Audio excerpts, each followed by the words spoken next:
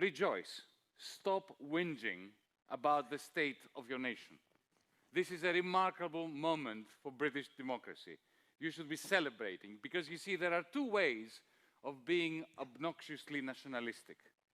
The first one I experienced in this town back in the 1980s, when I took up a minor appointment, and one of the fellows in one of the colleges welcomed me by saying, "How does it feel, my young lad, as a person of a Greek predicament, to have been inducted into polite society?" That's, you know, obnoxious nationalism. You know, the sense that the aristocracy used to have in this country, that, you know, this was an exceptional country. Exceptionalism.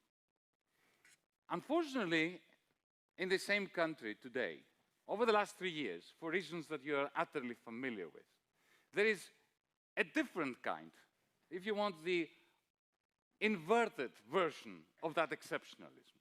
You all tend to lament that your country is exceptionally awful, that your democracy has failed, that your parliament, your institutions are in a state of disrepair. The two exceptionalisms are equivalent. Ditch both of them. Britain is not the best country in the world, and it is certainly not the worst country in the world. Indeed, what has been happening over the last 3 years is a demonstration that parliamentarianism and the rule of democratic process is alive and well in this country in a way which is not the case in the rest of Europe. And I'm saying this as a Remainer, as somebody who, even though no one can accuse of being a lackey of Brussels, Brussels was indeed exceptionally impressed and somehow undermined by the fact that in 2016 I was campaigning against Brexit in this country. Nevertheless, as someone who has fought with Brussels a lot more than Boris Johnson ever will, I campaigned for Remain. I stand in front of you as a committed Europeanist, and I'm saying to you that British democracy is in a much better state than German democracy, French democracy, Greek democracy, Portuguese democracy, Spanish democracy. And the reason is one that Leavers and Brexiteers always try to play up. And that is not a bad thing. The reason is that you have a sovereign parliament. It is not powerful, but it is sovereign. And there is a profound difference between the sovereignty of parliament from the power of the nation. You can have a small country which is powerless, and yet its parliament can be sovereign. And this is precious. Think of Iceland. Tiny pipsqueak of an island nation. But what is the difference between Ireland, Iceland, Spain, Greece, France? That the parliament in Iceland was sovereign in 2008 when the financial sector collapsed, and the parliament stood up to the bankers, to the International Monetary Fund, to the financial sector and said, "You are being expropriated, you messed up, you went bankrupt, we are not going to bail you out." Yeah? Tiny little parliament of a tiny, tiny, tiny little state had the capacity to do that. So I suspect that what I'm trying to do is I'm trying, firstly, to infuse a little bit of enthusiasm in your deflated hearts about democracy in this country. And secondly, to try to build a bridge between Leavers and Remainers. Because both have good arguments, and both found their good arguments or narratives upon awful, destructively false numbers and statistics. Both the Leavers and the Remainers are trying to inspire you to support them using fraudulent economics and fraudulent statistics. And it is your duty to stop the chasm from developing. It is your duty, firstly, to stop that wave, that tsunami of pessimism about the state of British democracy, aid and abet the civil war-like atmosphere that is being cultivated by people who don't care very much about Brexit or about the EU, but who use this opportunity in order to pursue hidden agendas regarding their vision of Britain or Whether it's utopian or dystopian is a matter of debate. So let's start at the beginning, shall we? Winston Churchill. 1949, I believe, he gave a speech in Switzerland in which he said that it is absolutely essential that we create a United States of Europe. This has been quoted again and again and again. What has not been quoted as much was the next sentence, which was that Britain should not be in it. Because we are with Europe, he said, if I recall his words precisely, we are not of Europe. I mean, Churchill is certainly not one of my idols, but nevertheless, he caught an important dimension of the incongruity between the United Kingdom and the European Union. Capitalism sprang out in this country spontaneously. Nobody wanted it. The church didn't want it, the king didn't want it, the lords didn't want it, the barons didn't want it. Nobody actually planned it. That's why it was spontaneous. It emerged as a result of a combination of the international trade routes, the pirates that then turned into civil servants, the establishment of, by necessity, of Britain, of England at the time, as a maritime power, together with the enclosures. The enclosures created a working class that gave commercial value to the land, because suddenly the land could cultivate wool, well, actually could feed sheep that produced the wool. The wool was traded internationally by merchants stemming from Southampton and from other great ports in this country. So suddenly, the Lord could look at an acre of land and could know how much economic value it could produce in terms of wool, which was priced internationally. Suddenly, an acre of British land, of English, Welsh, Scottish land, acquired a price. For the first time in history, there was a price involved, a certain rate of return. So that was the beginning of capitalism. And indeed, most of the powers that be at the time in Britain were against capitalism. The royal family was undermined by it. Suddenly, there was a schism between political power and economic power. For the first time in the history of the world, political power was not identical to economic power. Once upon a time, if you were a lord, you were rich. And if you were rich, it must have been that because you were a lord. For the first time, you could be a dirty merchant that would not be allowed into the clubs in London, let alone the, Windsor Castle, and have more power, economic power, than the lords, or indeed the king. So that's how capitalism emerged in this country. How did it emerge in Germany? Kaiser decided that Germany must compete with England, and that the German state should introduce capitalism into Germany. It was a top-down state enterprise. If you look at the beginnings of the European Union, remember the first name of the European Union? The European Communities of Coal and Steel. What's this? It was a cartel. What was the point of it? Like OPEC. When OPEC was formed, the Organization of Petroleum Exporting Countries, what was the intention?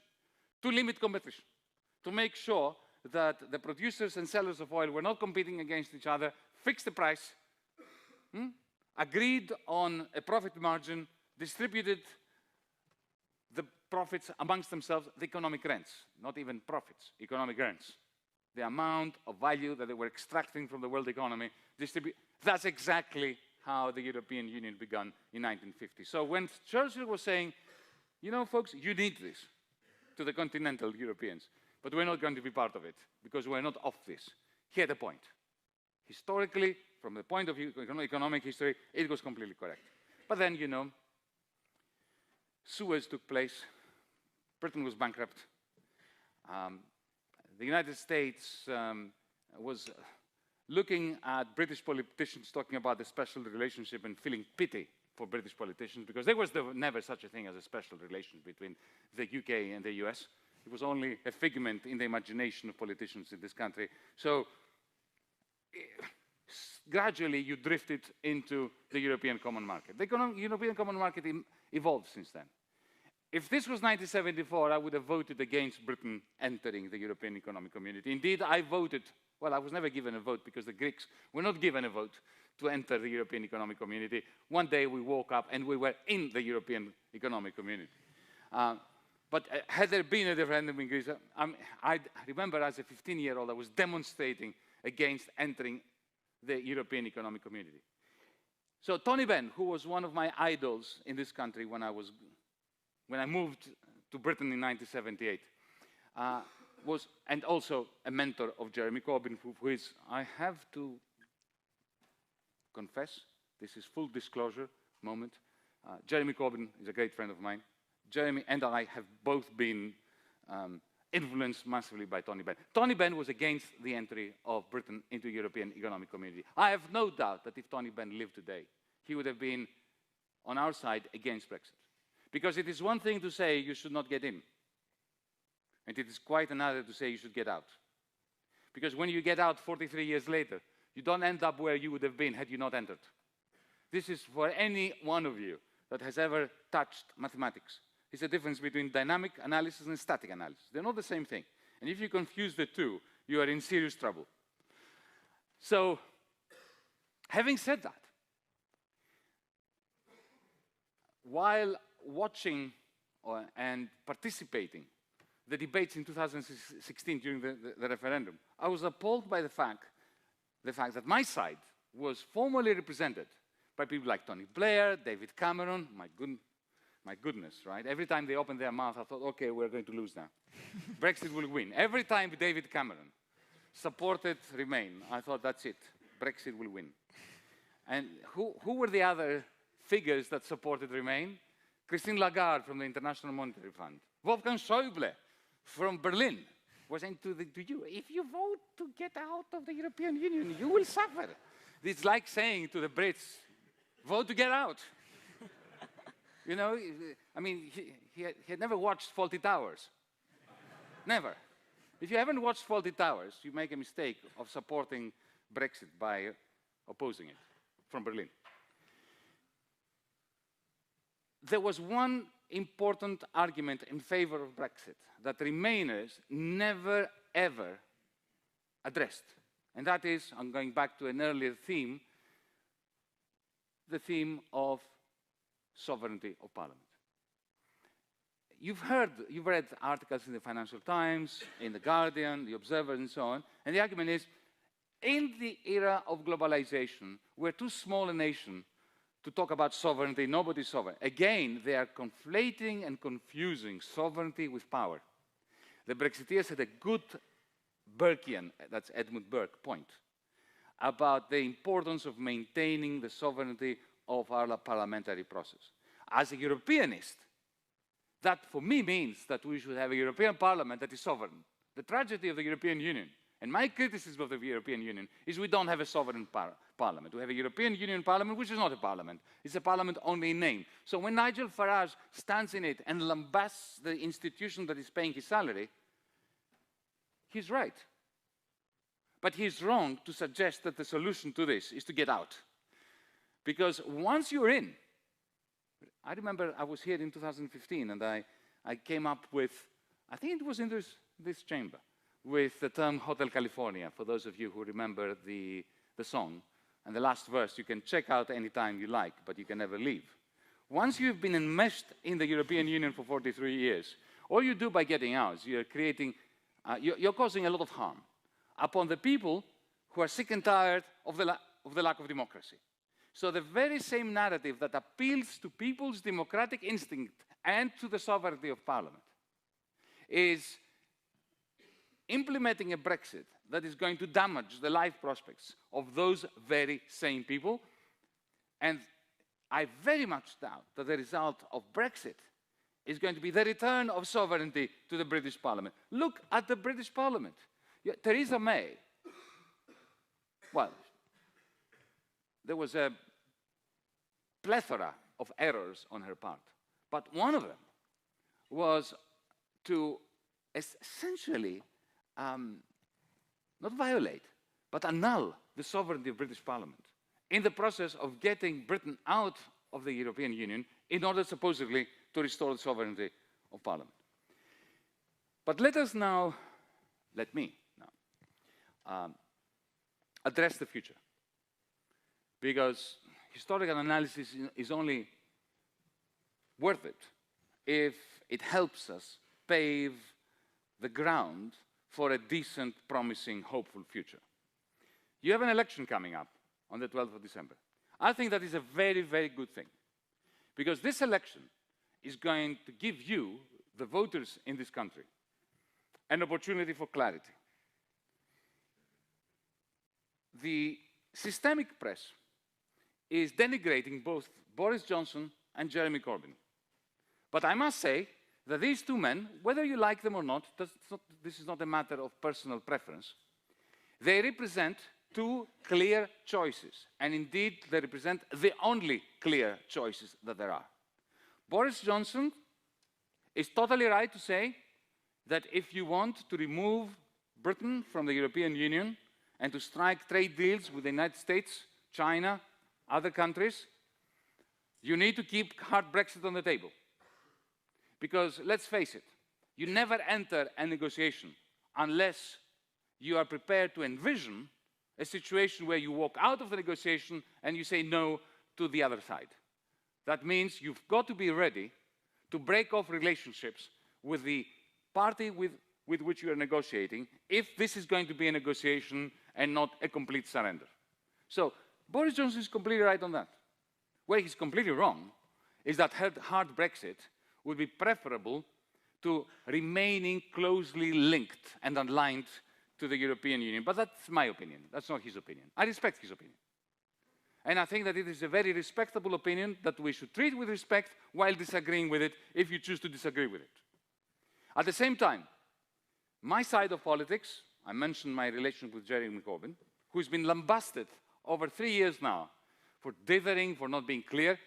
It's not that he's not clear. Remember, before, well, you're too young to remember, but let me tell you, or remind you, if you have some kind of memory of the fact. It was a few weeks before the referendum in 2016, when Jeremy was on a television panel, and one of those typical BBC journalists said, "Mr. Corbyn, you are claiming to be in favor of Remain, but on a scale from 0 to 10, how enthusiastic are you about the European Union?" Jeremy dithered a bit, I have to admit, and he said, 6? I would have said 2. 2. But think about it. Had the question been, I'm a Greek politician, right? And a Greek patriot, I believe. At least that's what I think. If you were to ask me, how enthusiastic are you about the Greek state on a scale from 0 to 10? I would say 1.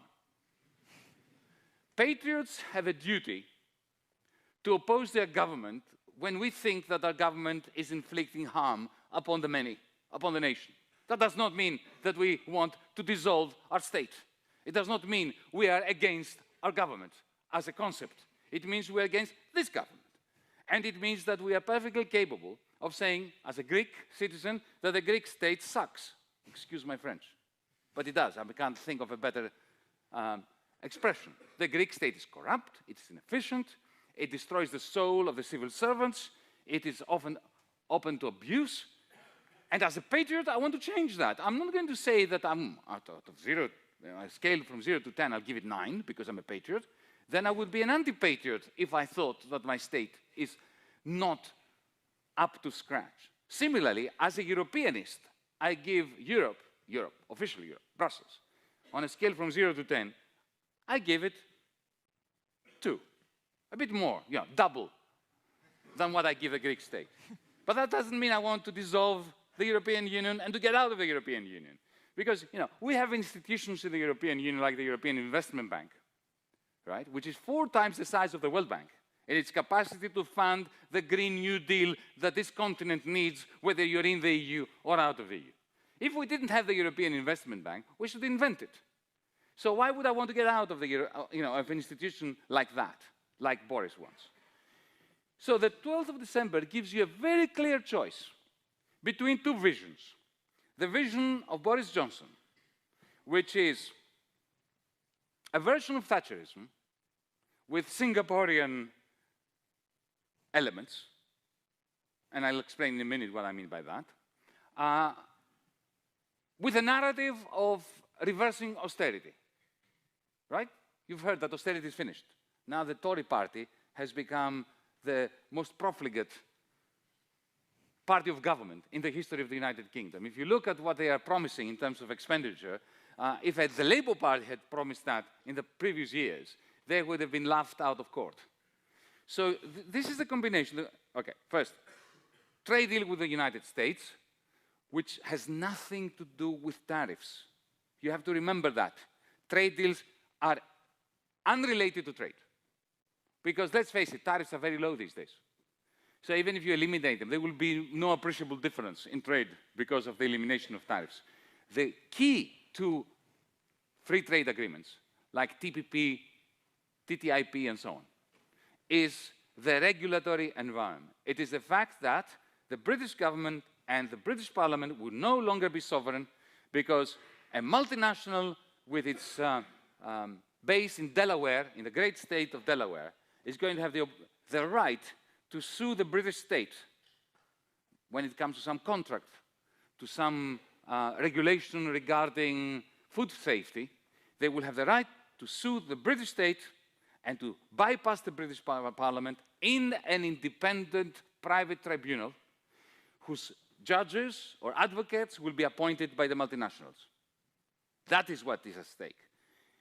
So what Boris is saying is that moving in that direction is going to open up Britain to investment by multinationals, similar to Ireland, forgetting that Ireland only attracted multinationals because it is part of the single market, and it combines low tax rates with being a member of the single market, while at the same time boosting expenditure in order to buy the votes of Labour leavers that are essential to Boris being elected on the 12th of the 12th.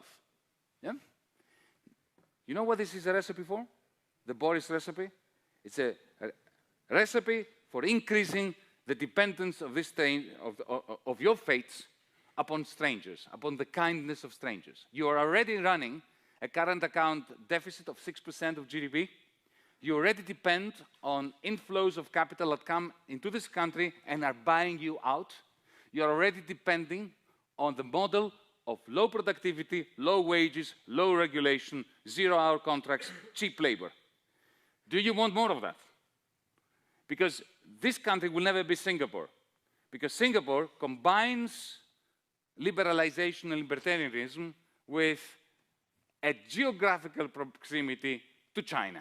Effectively, it's a gateway to China. You will never be the gateway to China unless this country develops sails and you sail away from these beautiful waters and you approach Taiwan or Hong Kong. If you want to do that, consider it as a project. My friend Jeremy, on the other hand, and I'm being blatant about that, what is he proposing? He's proposing two things. First, to take the sting of a hard Brexit out of British politics, to give people a choice between two options, neither of which are toxic. One is to stay in the EU, and the other is to stay in the customs union and the single market. I'm very pleased that after many years and months of trying to convince the Labour Party, some of us had an impact in the announcement that took place yesterday that freedom of movement will be preserved. So, two non-toxic outcomes. You won't notice the difference whether one or the other gets voted in a referendum by the Labour Party. By the way, I'm not going to mention the Lib Dems because they're irrelevant. Come on, folks. They are proposing to revoke Article 50 by an act of Parliament. If you really want to poison British democracy forever, you know, try to usurp a referendum without another referendum and see what you get. And in any case, they're only doing this because they know they will not be elected. So any politician who makes promises on the assumption that they will not be elected do not deserve to be discussed in this great chamber. I shall conclude the way I started. Stop whinging. Celebrate the fact that this country, whether you're with one foot outside the EU or not, has a prospect of becoming a leader in green transition, in green investments. Already you're doing pretty well relative to the rest of the European Union in terms of renewables. This is the country that has managed this year to surpass 50% of energy produced by renewables. You have a great deal of scope in doing this, let's have a discussion about the role that the City of London should play. Let's have a discussion about the new constitution of this country that you need to write down, because an unwritten constitution doesn't work. You can see that. You need to discuss the possibility of turning this country into a genuine federation in order to stop the centrifugal forces that are pulling it apart. You need to discuss the possibility of English assemblies, maybe one English parliament to complement the Scottish parliament. There is so much that the people of this country can do in order to take advantage of this democratic tsunami that is emerging out of the Brexit debate. The financiers have taught us in 2008 that it's always a good idea never to let a good crisis go to waste. They didn't let it go to waste, they made you pay for them. Why don't we use Brexit as a fantastic opportunity to reinvigorate British democracy and make British democracy once again a beacon of hope for us Europeans, the rest of us on the continent of Europe, who keep treating parliaments with contempt. Thank you very much.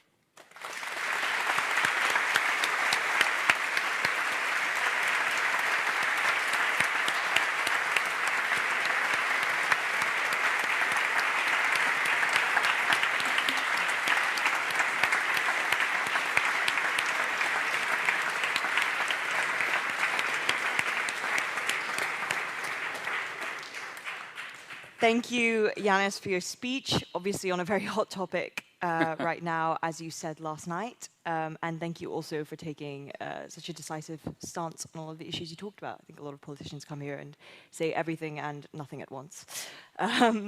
Okay, so we're going to start off with a bit of moderated Q&A. And I'd like to sort of begin by talking about a topic which you touched on in your speech and which we also talked about a bit when we were discussing potential topics for you to talk about here. And that's the Green New Deal. Mm-hmm. So you've discussed it a lot, obviously, as part of DiEM25. And I think with Extinction Rebellion and increasingly a lot of climate activism happening in Cambridge and also throughout the world, we can see, or well, I would argue that it's sort of climate activism is gaining momentum. But do you think the idea of a European Green New Deal specifically is gaining momentum? And whichever way you swing, why? Well, you know why, better than I do. I'm pushing 60. You youngsters know that you're facing a future that is quite dystopian. And I am immensely energized when I look at what happens every Friday in Sweden, in Germany, in this country, with young children straight out of school striking for climate politics, climate-friendly politics. The problem with demonstrations is that they are half the story. The other half is, what do you say when a BBC journalist shoves a microphone in the face of a 15-year-old and says, okay, so what do you think should happen? Okay, you don't like what's going on. You want you want politicians and the adults who are behaving like children, that's why the children have to behave like adults, to do something about it. So what should we do? Then you need a plan. This is where the Green New Deal comes in. Allow me to say that because our generation has failed so spectacularly, and now we are probably very close or beyond the point of no return for climate catastrophe, we need urgent action. The politicians have a tendency to adopt the terms in order to deny the substance. Look at the European Union. They appointed Mr. Franz Timmermans as the commissioner in charge of the Green New Deal. Now the European Union has a Green New Deal, but there's no money involved in that. And they put Mr. Timmermans in charge. And Mr. Timmermans is the Archbishop of austerity. He was the one who invented austerity as a response to the financial crisis of 2008. So, of course, there will be no money for it. That's why we must prevent, or you must prevent, the youngsters, you must prevent the usurpation of your slogans in order to deny the substance of your demands. You must demand, for your generation and the next generation, a minimum of 5% of total incomes, of GDP if you want, to be spent in electrification and in the green transition. Minimum. Should be at 8% worldwide. if you look at the political parties, except Labour recently, you'll see that their costing is no more than 0.4, 0.5% of GDP. In other words, too little, too late, too irrelevant, too offensive. So the big question is, where is the money coming from for the Green New Deal? And I think the answer is public finance. That does not mean governments taxing you. But you've got to realize that there's a fantastic opportunity at the moment. Because if you look at the City of London, as we speak, in the City of London, there is £1 trillion, maybe 0.9 trillion pounds, 900 billion pounds, which is doing nothing. It's money which is slushing around in the financial accounts of the city, doing damage because by moving around, going around and around and around, paper pushing, it bids up share prices and house prices in the south of England. But that's not investment, right? That's simply price asset inflation. And no one is motivated enough, is optimistic enough to take this money, no merchant banker, no large corporation, and put it into, to press it into the uses that we need, like creating good quality jobs in the green energy sector, for instance, right? So what you need is a kind of sponge, a public sponge, something like a public investment bank that issues bonds, the bonds soak up this liquidity, and then the money is being used on banking principles, on the principle that investment must return a certain degree of profit, 2%, 3%, 4%, that's legitimate, while building up electrification. The Chinese are doing it.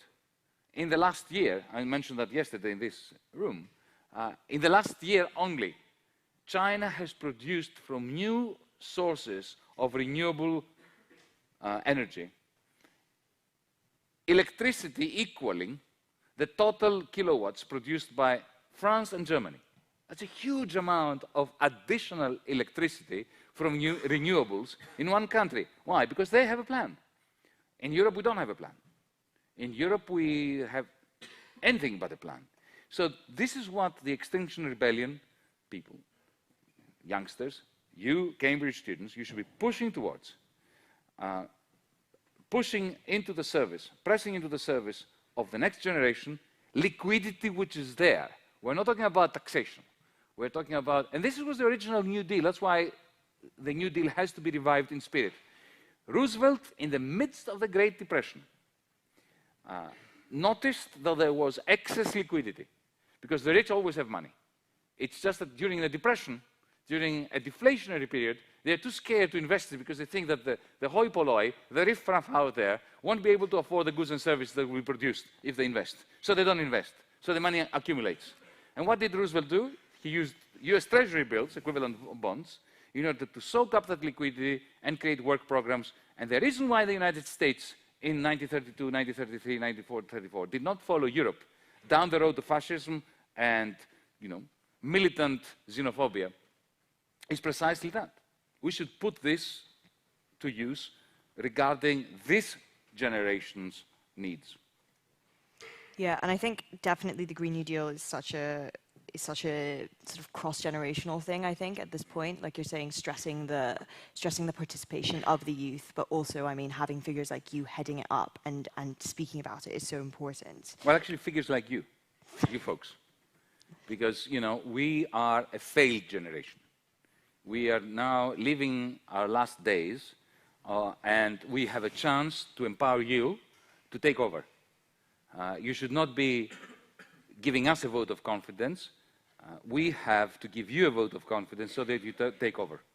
We're gone. We're finished. Positive. Okay, my last question of the moderator's part, because I know that everyone will want to ask questions, is about sort of your career in politics, obviously, in the sense that you have been involved in economics and politics, I think both as an academic and also as the Greek Minister of Finance, for example. And I think that brings you a sort of breadth of experience. And obviously, as the Greek Minister of Finance, you had to negotiate with the Troika. So my question for you is, how do you think the experience of negotiation sort of colored your political perspectives and your sort of academic perspectives moving forward from that? We could have this conversation for many hours, but allow me to be very succinct. Firstly, when I was in those rooms with some of the most powerful politicians and bureaucrats in the world, I reminisced the days of the academy. Because in a university setting, the beauty of it is that as an academic, as a student, what you do is you put forward hypotheses in a tutorial, in a seminar context, and the job of your tutor, of your fellow students, of your fellow academics, is to take it apart, to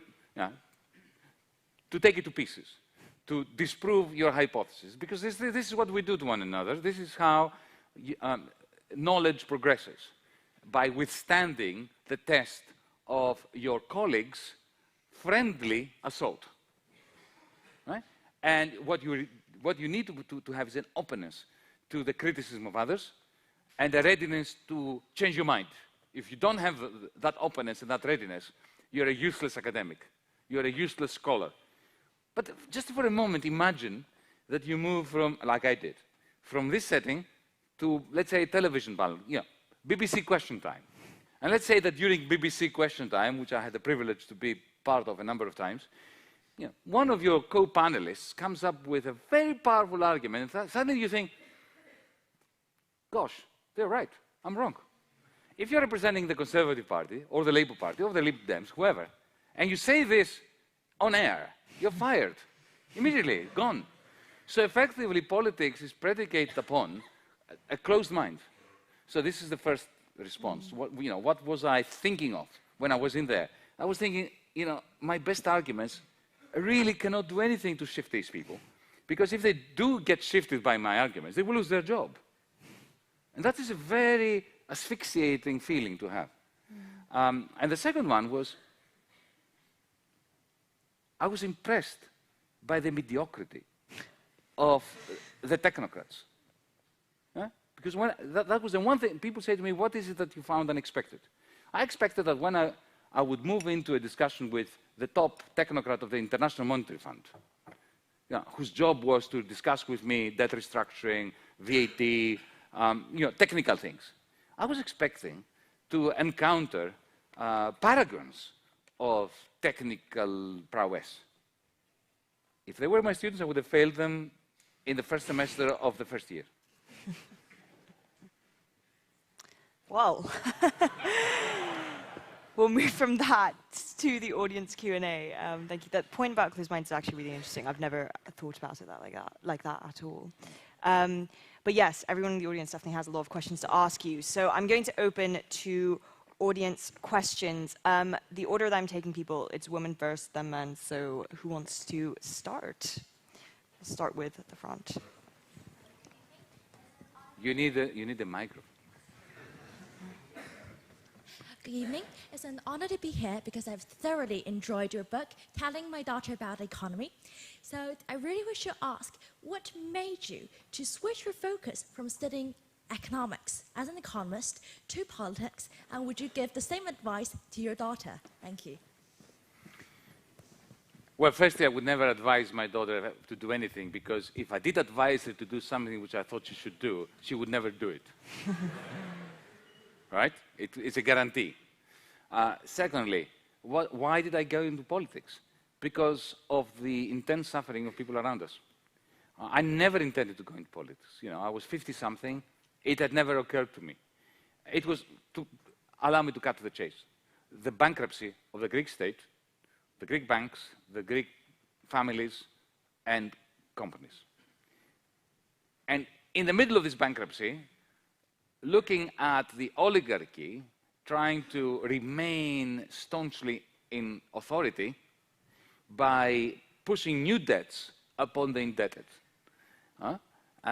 and using those debts for the oligarchy to reproduce its authority. And I thought, okay, now being closed up in the wonderful rooms of a university and indulging my theoretical impulses would be immoral to continue.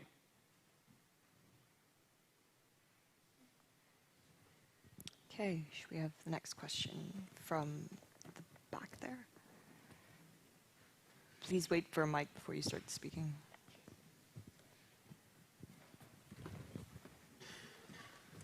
we have the yellow vests in Cambridge. The gilets jaunes have moved from France. Hi, thank you very much. I just want to ask, is Bernie Sanders still your preferred candidate in the current presidential race in the US? Can you Is Bernie Sanders still your preferred candidate in the US presidential race? Yes, he is. He's a bit old. Well, let's keep this amongst ourselves. But he's still the person that combines sincerity, clear vision and analysis, and the capacity to speak to the heart of the dispossessed in the Midwest. Elizabeth Warren is somebody I appreciate very much. I don't think she has the capacity to speak to people between the two coasts. And therefore, I think that she would lose to Donald Trump, and that would be a disaster. I hope I'm wrong. As I said, I have the deepest respect for her. And let's face it, it was Bernie Sanders that opened up the road for all these wonderful women in the Democratic Party to rise up, from Elizabeth Warren, because Elizabeth Warren would not be a serious candidate now had Bernie Sanders not 4 years ago broken the mold of the Clintonite, conservative, pro-Wall Street Democratic Party. I will be very happy if Elizabeth Warren gets up and wins. But I have to say, to your question, at this point in time, Bernie still has my vote. Okay. Shall we have that in the front row?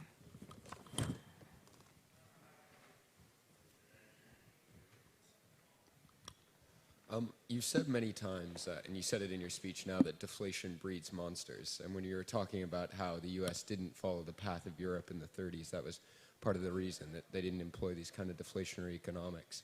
And I remember very vividly in your book, The Weak Suffer What They Must, you made that point in the German finance ministry of former Nazi building, and they didn't even get it then, right? So I just wonder what you think can be done to connect in people's minds between neoliberalism and austerity and the economic consequences, and then the very real political consequences that follow from that. Look, the only way of getting to people that do not want to listen is by appealing to their self-interest. Remember Adam Smith saying in The Wealth of Nations that we never address others, or should never address others, by referring them to the common interest, the common will, our needs. We must always speak to them about what's good for them and try to connect what's good for them with what's good for the many. So in Germany, for instance, because I do a lot of political work in Germany since 2015, 2016, what works is to ask people who have been voting for Angela Merkel and the Christian Democrats and who are no longer supporting them and now have shifted to the right, to the quasi-fascist Alternative für Deutschland, to say to them, you see, I believe that you should never treat disrespectfully those that you disagree with, even if they are turning towards fascism. Because they are not fascists. They are victims of fascism if they've become lured by it. And ask them, why are you no longer supporting Angela Merkel? Tell me, why? Why are you turning against? Why do you hate the European Central Bank? And the answer, of course, is that they have worked very hard in their lives. They put, 10, 20, 30,000 euros in the bank. And now they're suffering negative interest rates.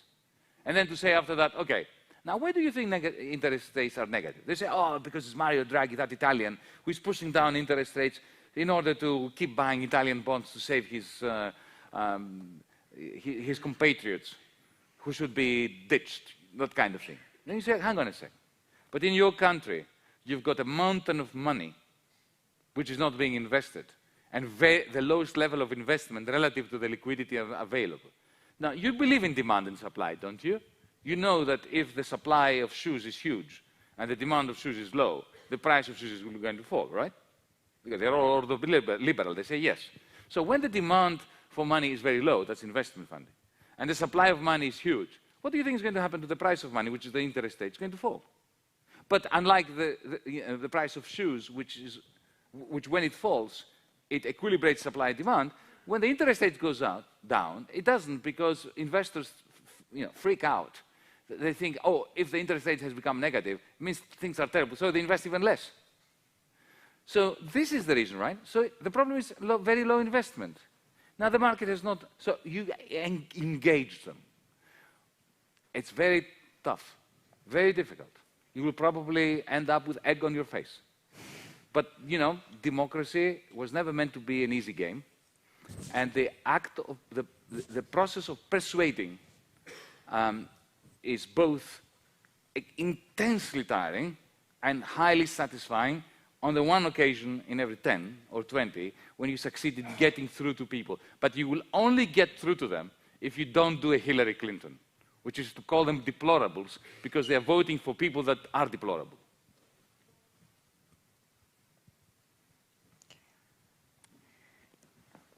Should we go for at the back there?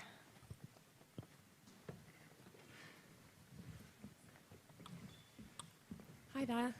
Thank you for your talk, Mr. Varoufakis. Just parking the issue of Brexit to one side for a minute. You mentioned some criticisms of Boris's domestic policies. Can you speak up a bit? Oh, yeah, sorry. Yeah. You mentioned some criticisms of Boris's domestic spending policies, for example, not dealing with Brexit right now. I'm wondering if we can now turn the scrutiny onto your friend Jeremy Corbyn, if that's possible impartially. And I was wondering what you think of his domestic economic policies and whether they could be sensible in any way or practicable. Well, firstly, the economic policy belongs to another friend of mine, John McDonnell. And I think that John has done a remarkable job in putting together a team over the last 3 years that has forged an economic policy manifesto that is highly sophisticated. Initially, John McDonnell was lumped together with, the loony left. But even the Financial Times, in the last 6 months, every time they refer to John McDonnell and the economic policy that he's come up with, they do so with huge respect. If you look at the public finance that he's proposing, if you look at the National Investment Bank that he's proposing, I speak to bankers in the City of London, and most of them say to me, yeah, well, I don't like John McDonnell, he's a Marxist, so-and-so, but the proposal is good. We need it in this country. So in terms of the economic policy, if you look at what he's effectively saying, that you need to spend something between 200 billion and 300 billion over the next 2 years on the green transition. You need to spend that.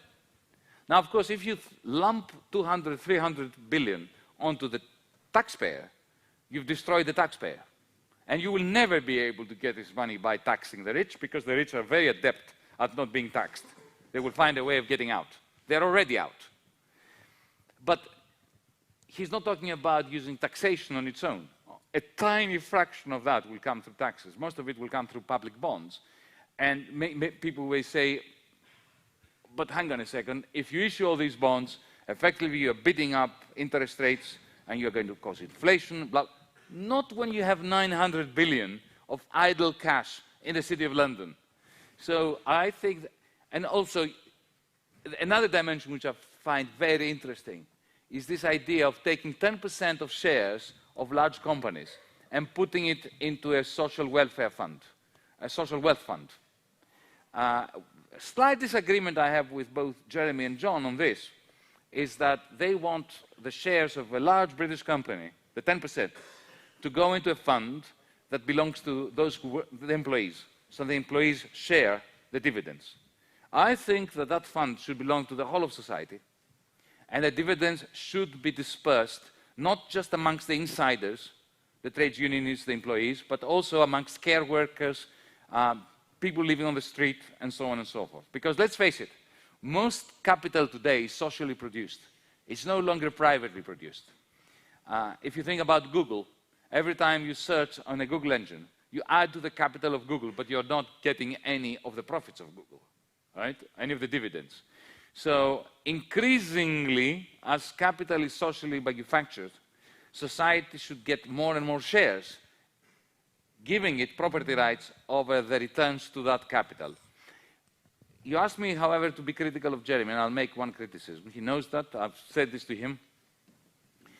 What this country needed from the leader of the opposition a year ago, 6 months ago, when the dog's Brexit was wearing you folks down, emotionally and psychologically, what he should have delivered is a speech of hope for Britain, in which he would outline a vision for where Britain should be in the next 10 years, its relationship with Europe, a labour agenda for Europe, independently of Brexit. Because I keep saying that whether you stay in the EU or leave the EU, you will be an important part and parcel of the European Union. So Labour should have a labour agenda for Europe. And that speech had, speeches are important occasionally when they signal a major discontinuity in the historical trajectory. I would have wanted him to go out there to be more of a leader than a responder of developments in this dog's Brexit. Okay, so I think we have time for one last question. So, how are we gonna... Okay, shall we go for there?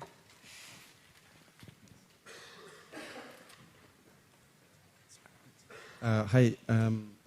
At the business school, we're teaching a course in financial technology to regulators from central banks and securities organizations in 30 different countries.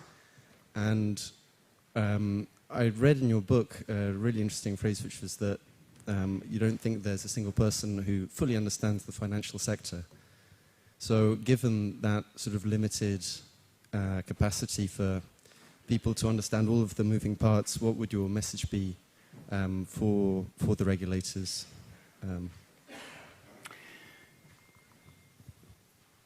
That they need to be radical.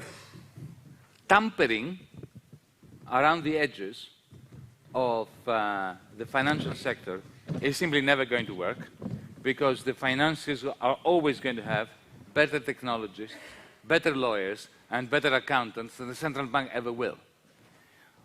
That's why we need, I think as a society, to reconsider the whole way in which private money is being minted. Because we all know, don't we, by now, I hope we do, that 96% of money is generated by the financial sector, not by central banks. So you need to take control, well, we need as a society to take control of money making. And one way of doing this, for instance, would be rather than having those capital ratios where the denominator is manipulated by models that the financiers create, and therefore they can do anything they want in the end. If you can manipulate the denominator of a ratio, you can make the ratio have any value you want, right? So kick this out and I would impose an 18% equity ratio upon every bank. They would kick and scream, and they would say that this is going to eat into their capacity to produce loans to the private sector. Rubbish. All it will do is it will eat into their capacity to produce magnificent profits for them during the upturn and huge losses during the downturn that then are being passed on to the taxpayer. So be radical is my answer. Okay, so thank you so much, Yannis, obviously, for coming to Cambridge and for sharing your thoughts with us Well, two thank you nights for having me. in a row.